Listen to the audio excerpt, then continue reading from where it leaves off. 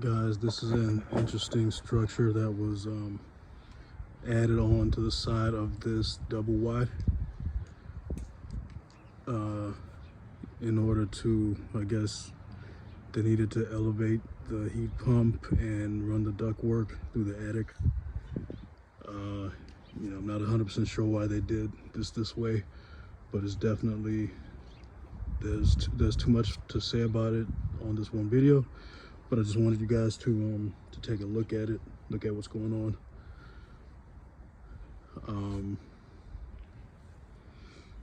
It's a whole lot that's not right here. But yeah, guys, that's why you get those houses inspected. Give me a call, text, or email. 90584-0097. John at brockinspections.org. brockinspections.org. All right, guys. Talk to you later.